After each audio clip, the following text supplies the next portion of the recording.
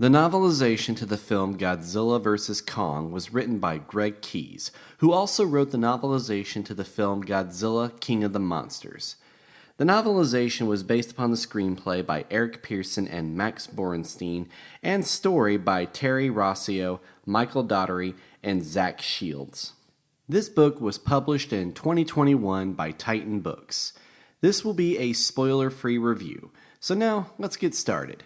After Godzilla strangely attacks the Apex facility in Pensacola, Florida, the CEO of Apex named Walter Simmons commissions for Nathan Lind, a theorist on Hollow Earth and a former employee of Monarch, to help organize an expedition into Hollow Earth to search for an energy source. And Lind requests for Kong, who is living at a Monarch outpost on Skull Island, to guide them through Hollow Earth.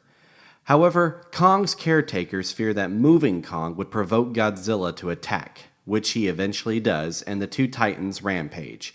Meanwhile, Madison Russell, along with her best friend Josh, and Bernie, who is both an employee of Apex and the host of the Titan Truth podcast, investigate Apex and seek to discover the truth of why Godzilla attacked it.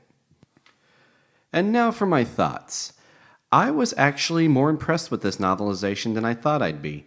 I was honestly expecting it just to be basically the film. I enjoyed the film as well, but I felt that the film was a little more to the point, which, depending on the story, is fine in some cases, but the story in this novelization was more expanded. We have slightly altered dialogue, we have additional scenes, and we have more focus on certain characters that didn't receive a lot of focus in the film. Now, if you're interested to read this book for more expansion on the fight between Godzilla and Kong, well, I would recommend that you just stick with the film, because the novelization, I noticed, was more focused on the human's perspective, and with that said, the fight scenes in the novel were a little too brief and were only covered within a few pages. But I wasn't too bothered by that, because I understand those scenes were meant to be visually appealing. While the novelization is more expanded than the film, it does still maintain the plot issues I had with the film. The plot wasn't horrible, but it was a little out there for me, but overall still enjoyable, and this book is an easy read with good pacing, and for that I do recommend that you pick up a copy and check it out if you're interested in the material not featured in the film.